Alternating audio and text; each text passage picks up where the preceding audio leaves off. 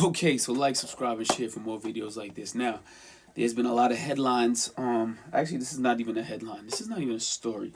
This is a soundbite that I heard. I'm not gonna play the soundbite. I don't want a copyright strike, but I'll give the credit to Mill City Boxing.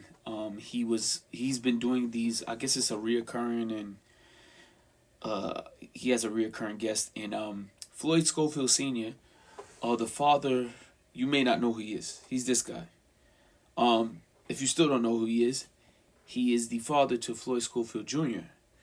You may not know who he is, but he is a Golden Boy fighter, blue chip, blue chip fighter who is a prospect at the prospect level. I guess he's in title contention, and if you hadn't known or hadn't heard, I think he's in the line, or maybe Tank Davis's #1 mandatory. I'm not sure if he's the mandatory or if he's in line for the WBA regular title or one of the rinky-dink titles that they got. But that's not what we're talking about. We're talking about the potential matchup between Floyd Schofield Jr. and Abdullah Mason. So when we were asked about the potential matchup, Floyd Schofield Sr., and you still may not know who Floyd Schofield Sr. is, so he has a nickname. And I don't want to be disrespectful, sir, but this is what the streets is calling you, so we just got to roll with it. Aunty Schofield. Now you picking up what I'm putting down, right? Aunty Schofield was out here, and he made a bold claim. He said they need $10 million to fight Abdullah Mason, who just captured his WBO world title less than 3 weeks ago. Well, probably exactly 3 weeks ago.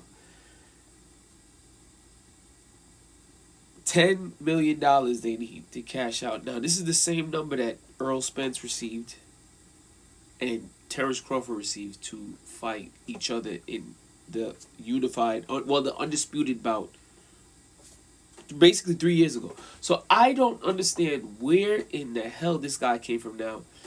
We get it, Mr. Aunty Schofield.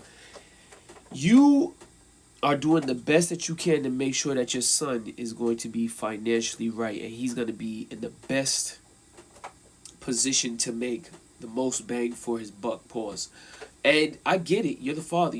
No one cares more about this young man than you, because you're the one that gave birth to him. Well, not gave birth to him, but you created him.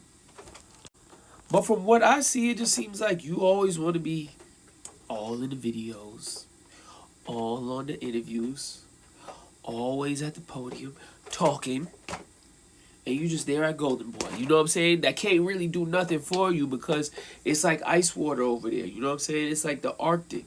They really don't do well with a certain hue of fighter. If I worded that, if y'all picking up what I'm putting down.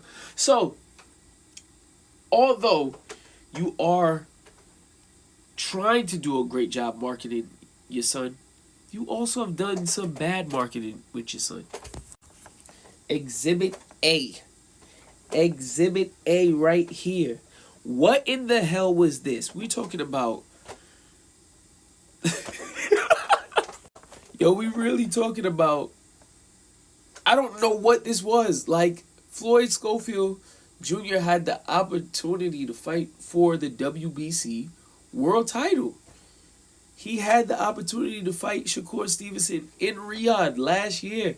And somehow there was a scandal with someone tried to rub massage oil or cream, or I don't know. It sounded like Puff's documentary, and he was poisoned, and then he ended up in this comatose state.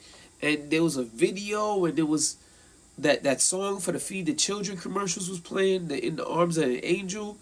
And it was just a lot of confusion, because he recovered like instantaneously but didn't show up to the fight, and that led to Shakur Stevenson having to fight a late replacement.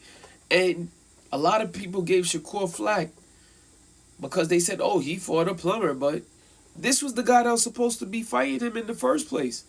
And he just didn't fight him because I don't know if he overslept. He's on a ventilator. You get what I'm saying? And it's crazy because Aunty Schofield has been out here.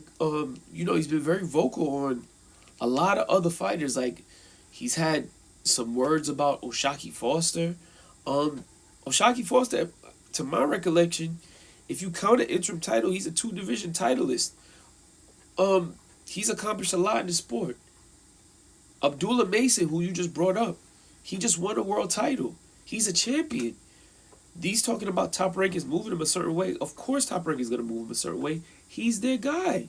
He is the future of that brand, of that stable. Why wouldn't they move him a certain way? It's just good business. He had a lot to say about Shakur Stevenson. Shakur Stevenson is a former Olympian, 2-time world champion, 2 division world champion, unified champion. I don't get what type of math is going on. I mean, they've had a lot to say about a lot of fighters. They've pulled out of a few fights, if I'm not mistaken. Maybe a Jojo Diaz fight. I've only seen Floyd Schofield fight one time. I don't know who the person was that he fought. I didn't see him fight Terran Farmer. I think I had something to do with the timing of the fight. Maybe another fight was on. Maybe I was covering the fight. I don't know. But they always have something to say. And then the thing that really got under my skin was the comments about Bill Haney. They spoke about Bill Haney and Devin, and Aunty Schofield was out here talking about Bill Haney ain't this, and Bill Haney don't promote his son, this and that. He ain't been in the streets like me. He ain't been shot like me. And I'm just sitting there like, what does this have to do with the sport of boxing? Like, if we're talking about people that manage and promote their son, Bill does a way better job than you do. I'm just super confused when it comes to the whole thing. Yeah, so this whole joint with this guy talking and him just running his mouth, it's exhausting, man. And he's really making this kid look bad. Look, we just gonna leave this right here. Listen, let me know what y'all think about this, man. Like, subscribe, and share. I don't got nothing to say else on this topic, man. Peace out. Aunty Schofield.